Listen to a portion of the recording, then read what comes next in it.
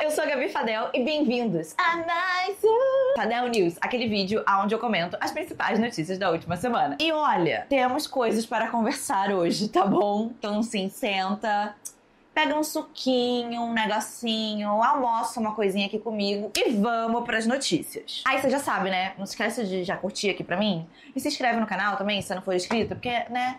Enfim, é bom para todos nós, pra você não perder esses vídeos e pra mim. Enfim, vamos lá. Mas antes da gente ir direto pras notícias, eu quero avisar que eu vou começar a fazer lives aqui no canal. Na semana que vem, provavelmente, já vou começar. Não sei se vai ser na segunda ou se vai ser na terça, mas caso vocês queiram, eu vou avisar no Instagram e no Twitter. Então vocês podem me seguir lá pra vocês poderem ver a atualização. Ou então, né, só ativa o sininho aqui do canal, porque teremos lives agora. Yay! Então tá bom, tá. Vamos pro que eu vim fazer aqui, né? Que tem coisa que eu vim fazer de fato. Vamos começar que essa semana teve uma tsunami no Japão. A história toda começa com um terremoto 7.1, que afinal toda tsunami começa em um terremoto. E aí rolou o alerta de tsunami, e a tsunami de fato rolou. A maior onda de todas, né? Foi uma série de ondas, teve meio metro. Que eu entendo que não parece que é muito. Falar, ai, meio metro. Bate no meu joelho, meio metro. Mas as tsunamis não são ondas que são... que o perigo delas é por elas serem grandes em estatura. O perigo da tsunami é exatamente esse. É que elas são ondas que não são tão altas, mas elas são muito compridas. A água não para de vir. Por isso que elas avançam tanto para dentro da cidade, né? Do litoral. Porque elas são compridas. Esse que é o grande perigo, não é a altura. Mas apesar disso, apesar do alerta e apesar da tsunami de fato ter chegado na costa do Japão, não foi reportado absolutamente nenhum dano até o momento devido à tsunami. Então assim, tá tudo certo. Beleza, claro que não vai ser todo o terremoto, toda a tsunami que a galera vai sair ilesa, mas eles são muito preparados pra isso. Uma coisa que eu ficava muito impressionada quando eu tava lá no Japão é que em vários lugares, assim, você tá andando na rua e tem uma rota de tsunami. E aí, às vezes, eu ficava pensando assim, ai, que medo. Mas eles são super preparados pra isso. Agora, vamos falar dos astronautas que estão presos no espaço. Eu não sou uma pessoa muito claustrofóbica, mas esse é um negócio que me dá absoluto pânico.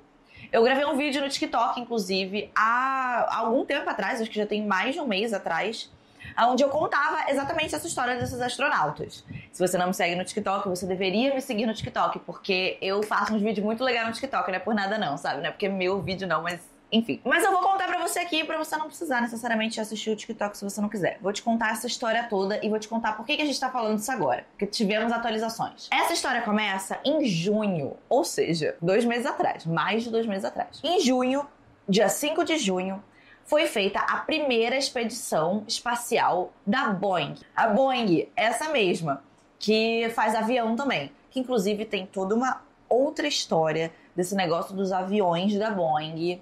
Que um cara fez uma denúncia, um ex-funcionário, de que eles estavam fazendo as coisas, não estavam fazendo as coisas direito, não estavam reformando e fazendo a manutenção dos aviões direito, e que estava tendo acidentes por causa disso. E esse cara, depois de um tempo, ele morreu, e aí tem toda uma teoria da conspiração, de que, enfim, né, enquanto estava havendo um processo ainda, que o cara morreu. Enfim, gente, esses são pequenos parênteses, está nessa história. Vamos continuar da onde a gente estava.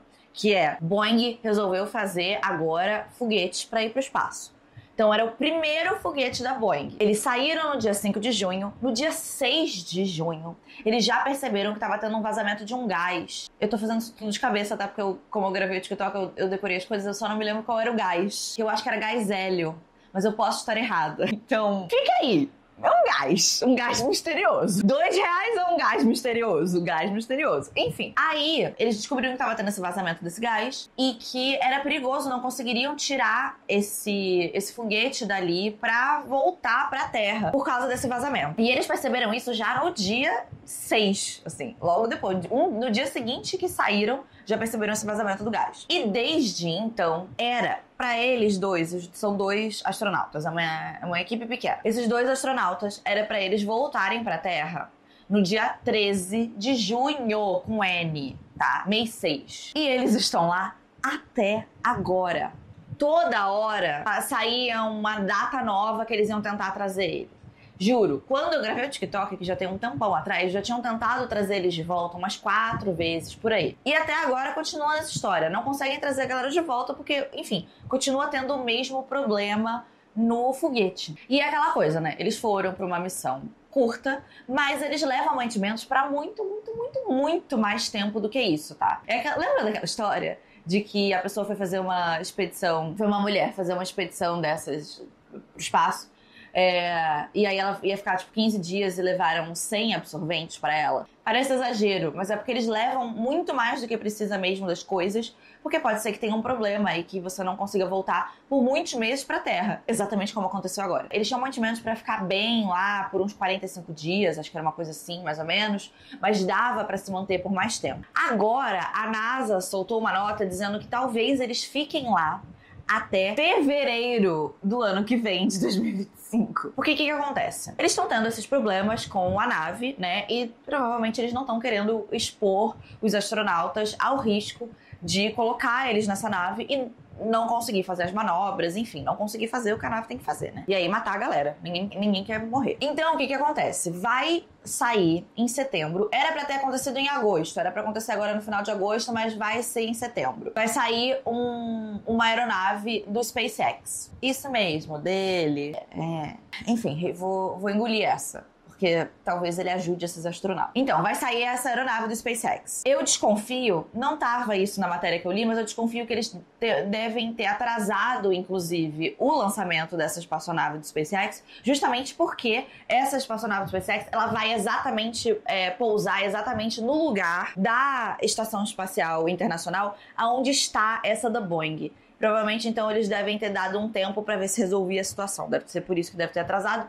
Fonte, voz da minha cabeça, eu decidi que deve ser por isso, porque era pra já ter saído. Mas enfim, vai sair agora em setembro. E aí a NASA tá negociando com o SpaceX de eles deixarem 2 lugares vagos na aeronave pra poder trazer a galera de volta. Só que essa aeronave, esse foguete, ele vai agora e ele só vai voltar em fevereiro do ano que vem. Então assim, eles vão pra lá, né, vão levar todos os mantimentos, então vai dar tudo certo, e eles vão voltar quando, né, for pra essa expedição específica voltar, que vai ser só ano que vem. Eles vão ficar um tempão lá, mas eles vão ter tudo, vão levar os mantimentos, né, provavelmente devem até ajudar no negócio, enfim. Vai ficar tudo certo, né? Já tem uma rota de fuga, basicamente, caso dê tudo errado com essa aeronave, que é o que parece que vai acontecer. A Boeing, obviamente, não quer que isso aconteça, mas talvez seja o mais seguro para todo mundo, seja que isso aconteça. E é isso. É um dos meus maiores medos irracionais da minha vida, é ficar presa no espaço. Eu lembro quando eu assisti aquele filme Gravidade, sabe? No cinema, um tempão atrás, eu fiquei tão nervosa com o filme, assim, o meu corpo, eu tive uma resposta tão forte àquele filme, de tão tensa que eu fiquei, que eu tive febre naquele dia. E assim nasceu um grande medo. Essa aqui sou eu do futuro pra fazer um pequeno adendo nesse vídeo, porque depois que eu gravei, a gente teve um acidente, que foi o maior acidente desde 2007 aéreo no Brasil. Que foi um avião da VoiPass, que caiu na cidade de Vinhedo, em São Paulo, matando 62 pessoas. O avião caiu no quintal de uma casa que estava desocupada na hora, então ninguém que estava ali pela cidade. As fatalidades do acidente são dos passageiros e dos tripulantes que estavam no voo. Até agora, a gente não sabe qual que é a causa do acidente, ainda não foi divulgada, mas foi dito que o avião não teve nenhum pedido de socorro. A empresa também disse que a aeronave estava completamente regular, que não tinha nada de errado. E aqui uma curiosidade sobre a VoiPass. Eu nunca voei de VoiPass, mas a VoiPass é considerada como a companhia aérea brasileira mais antiga. Eles foram fundados em 1995. E antes tinha o nome de Passaredo. Esse avião específico que caiu tinha 14 anos, então ele já estava aí voando tinha muito tempo. E aqui, antes da gente começar com o pânico, eu quero dizer que, ainda assim, gente, por mais que a gente veja esses acidentes aéreos e seja uma coisa muito chocante pra gente, ainda assim, se você for considerar a quantidade de voos que a gente tem por dia, no Brasil, não só no Brasil, mas mundialmente, os voos são extremamente seguros, tá? É porque quando você tem uma quantidade de voos tão grande assim, é probabilidade. Às vezes vão acontecer acidentes, mas ainda assim é mais seguro andar de avião do que andar de carro. Eu tô falando isso aqui que é pra gente não entrar em pânico, sabe? Ainda é um meio de transporte extremamente seguro. E aqui eu deixo os meus sentimentos mais sinceros para a família de todas as vítimas desse acidente, que foi uma coisa extremamente trágica. E agora a gente precisa falar do que aconteceu na Áustria em relação aos shows da Taylor Swift. A Taylor Swift, essa semana, ela ia fazer 3 shows na Áustria. Só que os shows foram cancelados por uma ameaça terrorista. Isso mesmo. Basicamente, a inteligência da Áustria, né, a polícia da Áustria, prendeu 2 suspeitos de organizar um atentado terrorista nos shows da Taylor Swift. As 2 pessoas que foram presas foram 2 garotos, um de 19, outro de 17 anos, austríacos, mas que aparentemente tinham algum link com o Estado Islâmico. Um deles teria postado um vídeo algumas semanas atrás, fazendo um juramento de honra ao Estado Islâmico. E eles teriam um plano, o mais velho, que é o cabeça, digamos assim, dessa história toda, ele teria feito uma confissão completa para a polícia, onde ele explicava tudo isso, que era um plano de ele tirar a própria vida e junto tirar a vida do máximo de pessoas que ele conseguiria do lado de fora do estádio, né? Seria, assim, algo que aconteceria com o pessoal esperando na fila. Foram encontrados no computador dele e no celular manuais de como fazer bomba. E também materiais químicos próprios para produzir bombas. E esse vídeo também que ele postou online, onde ele faria esse juramento ao Estado Islâmico. Eles também estão investigando um terceiro garoto, que teria 15 anos, mas que não foi preso ainda. Tá só rolando a investigação. E depois disso, a equipe da Taylor Swift resolveu cancelar os shows na Áustria pra, claro, não colocar ninguém em risco. Eu imagino que isso deve ser uma coisa super difícil pra qualquer artista, especialmente depois do que aconteceu no show da Ariana Grande uns anos atrás, que teve, de fato, um atentado terrorista no show dela. E é claro que a equipe da Taylor Swift também tá disponibilizando, né, vai dar refund, vai devolver o dinheiro pra todo mundo que comprou os ingressos, né? Tinha muita gente pedindo pra que os shows fossem remarcados, mas aparentemente isso não vai acontecer. E, caramba, é uma turnê que aconteceu, assim, cada coisa, né? Assim, uma turnê com muitos acontecimentos muito trágicos. E agora eu quero trazer pra vocês uma fofoca do YouTube gringo, tá? Mas não é uma fofoca pequena, não. É uma fofoca muito grande. Tive que trazer do YouTube gringo, porque do YouTube Brasil, atualmente, a gente tem o quê? Aquela treta tosca do Jean com aquele menino JP. Tive que aguentar o Jean me ligando 300 vezes pra falar dessa treta. E que treta chata. Não vou comentar disso aqui no Fadando Isso, é uma puta treta chata do caralho. Nenhuma emoção. Nada assim. Apenas coisas chatas. Mas essa daqui é, assim, uma treta não só muito grande, com muitos detalhes que seriam até ilegais, como também é uma treta com nada mais, nada menos o maior youtuber da plataforma, o MrBeast. Caso você não conheça o MrBeast, ele é, sim, o maior youtuber do YouTube. Claro, ele ia ser o maior youtuber da onde, né? Ele é o maior criador atualmente da plataforma. E ele é conhecido por fazer vídeos que ele sempre alegou serem 100% reais, aonde ele dava prêmio, dava dinheiro, chamava pessoas aleatórias muitas vezes na rua pra participar e fazer alguns desafios e dar grandes premiações pra essas pessoas. Mas agora tá rolando um grande exposed que não para de ganhar novos fatos que vão acontecendo. Esse exposed do MrBeast já tá rolando já tem um tempo. E cada hora é uma coisa nova. Começou com uma denúncia de que uma das pessoas que trabalha ali na equipe do MrBeast, que é uma amiga de infância dele e já aparece nos vídeos desde 2015, chamada Ava Chris Tyson, ela teria dado em cima de um fã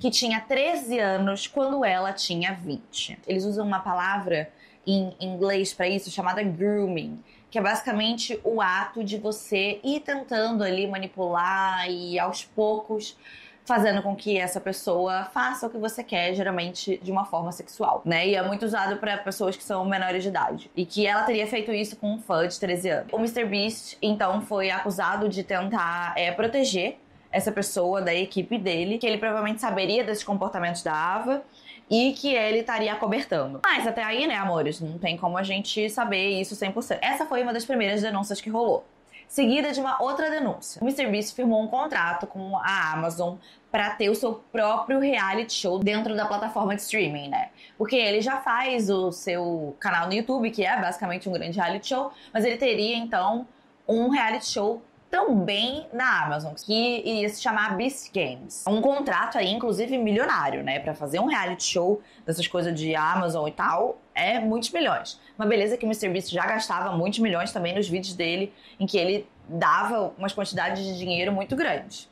Mas enfim. Só que aí as gravações desse reality show, elas já teriam começado. E rolou uma denúncia que os participantes, as pessoas que estariam participando dessas gravações, teriam feito por uma outra pessoa, um outro criador de conteúdo. E essa criadora de conteúdo fez esse exposed de como seriam as condições das gravações desse reality. Basicamente, o que foi dito é que eles tinham um racionamento muito grande de comida, que pessoas que tinham restrições alimentares, como por exemplo alergias a certas comidas, eram dadas os alimentos que elas tinham alergia, que essas pessoas também foram privadas de remédios que elas tomavam, por exemplo, as medicações de uso contínuo, e não foram administradas pela equipe. Eles também tinham privação de sono por conta de como eram as gravações, os horários das gravações, e que, por exemplo, em um determinado jogo físico que eles fizeram, eles disseram que os homens foram extremamente agressivos com as mulheres e que muitas mulheres durante a gravação se machucaram e que precisaram inclusive ser hospitalizadas, e que enquanto isso acontecia não houve uma intervenção da produção. Basicamente, eles estavam dizendo que as condições dessas gravações estavam sendo humanas. Eu não vou aqui, gente, entrar em muitos detalhes de cada uma dessas acusações, porque elas são muitas, tá? A gente ainda tá na metade. E, inclusive, alguns desses vídeos que eu tô falando, né, que foram gravados com essas acusações, são vídeos de mais de 1 hora. Então não dá pra eu sentar aqui e falar com todos os detalhes tudo o que aconteceu. Eu tô dando uma ideia geral, caso você se interesse mais por esse assunto, eu recomendo que você pesquise mais um pouco sobre isso. Porque depois disso, apareceu um ex-funcionário do MrBeast. O usuário dele no YouTube é Dogpack404. E ele gravou uma série de vídeos fazendo esse exposed ainda maior do MrBeast. Em um dos vídeos, ele fala que os vídeos são combinados, são fakes, que muitas vezes parece ali que ele pegou uma pessoa aleatória, um fã aleatório, mas que não é alguém da equipe, ou às vezes alguém conhecido deles do YouTube, um outro criador de conteúdo, que essas pessoas estão ali interpretando que tem muita coisa que é combinada, que tem muita coisa nos vídeos que é falsa. Apesar do que o MrBeast sempre disse que os vídeos eram verdadeiros. E que não só isso, mas que o MrBeast faz loteria ilegal. Nos Estados Unidos, só o governo americano pode fazer loteria. Que aqui, pra gente deixar claro o que é loteria, é você comprar alguma coisa e participar de um sorteio, né? O que é legalizado nos Estados Unidos é você fazer rifa. Rifa você pode, desde que você não tenha como intuito o lucro, seja uma rifa beneficente, por exemplo. Nos Estados Unidos você também pode fazer sorteios, desde que você não esteja cobrando dinheiro por esses sorteios. Isso você pode. Mas loteria, você compra alguma coisa e aí rola um sorteio, você não pode fazer. E que tem várias coisas ali que o MrBeast fazia que se configurariam como loteria. E isso é ilegal nos Estados Unidos. E não só isso, mas o target do MrBeast, pra quem ele mirava em todas essas coisas, era pra criança, conteúdo de criança. E depois disso a gente tem a mais nova acusação, que é um outro ex-funcionário do MrBeast, que apareceu também, que foi entrevistado também nesse canal que eu acabei de falar, do Dogpack404. E entre as várias acusações que ele fez, e foram muitas. Ele fala, por exemplo, de um vídeo que ele teria participado, que ele seria a pessoa participando do desafio, que era um desafio de ficar assim preso por 100 dias, se não me engano, numa sala, que nunca foi pro ar. Inclusive, depois esse vídeo teria sido regravado com outras pessoas e estaria no canal do MrBeast. Mas o vídeo que ele participou nunca teria ido pro ar, porque foi algo tão absurdo, as coisas que aconteceram com ele, e ele descreve que ele teve muita privação de sono, que ele até fala nesse vídeo, né, que isso é inclusive considerado como um método de tortura ilegal. Se você deixa as pessoas privadas de sono numa guerra, por exemplo, você está cometendo um crime de guerra. Ele estaria sendo privado de sono durante aquela experiência, né, que é considerado um método de tortura. Fala, entre outras coisas, das condições desses desafios que ele participava, desse desafio especificamente que ele participava, de como as pessoas se sentiam sempre muito obrigadas a participar, porque elas sentiam que elas não podiam dizer não para as coisas. E ele também faz uma outra acusação, dizendo que tinha uma outra pessoa que era um sex offender. Sex offender nos Estados Unidos é qualquer pessoa que tenha cometido um crime de cunho sexual. Seja um abuso, seja de fato algo mais extremo, seja qualquer crime que seja de cunho sexual, seja tanto quanto crianças quanto com pessoas já adultas, você vira um sex offender e aí você tem que ser registrado. Basicamente, você é registrado num sistema aonde você mora. Você nunca pode morar, por exemplo, a uma distância X de uma escola, e as pessoas que moram ali, elas têm o direito de saber que existe um sex offender naquela área. É um sistema que funciona mais assim. Tem inclusive uns aplicativos nos Estados Unidos que você consegue abrir e ver quantos sex offenders tem perto de você. Porque essas pessoas precisam ser sempre registradas. Então essa pessoa seria um sex offender registrado. E que o MrBeast sabia disso e tinha colocado ele em um canal cujo público é infantil. E que ele achava que isso era muito absurdo. Mas aí as pessoas começaram a fazer ali uma investigação. O público começou a fazer uma investigação e eles chegaram à conclusão de quem deveria ser essa pessoa que esse cara estava se referindo, que seria um cara chamado Delaware. Mas aí o cunhado desse Delaware, que também é um ex-funcionário do MrBeast, ele fez um post onde ele explicava a situação e dizia que o Delaware não teria feito nada de errado. Ele dá a entender no post que isso teria sido uma coisa de uma ex-namorada dele que teria falado isso, e que inclusive a justiça ia tirar as acusações dele agora, daqui a alguns meses, ainda esse ano, né? Ele disse que isso iria acontecer, inclusive que ele ia deixar de ser um sex offender registrado. Enfim, gente, parece que a coisa tá muito, muito, muito feia pro MrBeast. Enfim, gente, eu quis trazer isso pra cá porque ele é o maior criador de conteúdo do YouTube, da plataforma. Por mais que talvez ele não seja tão grande no Brasil, ainda assim, ele é o maior do mundo. E as acusações contra ele não estão parando de vir. Então agora a gente não sabe como é que vai continuar. Ele é muito grande, o Jimmy, que é o MrBeast. Ele é realmente, assim, muito grande. O império dele já passou até para outras coisas. Ele já criou vários produtos, várias outras coisas.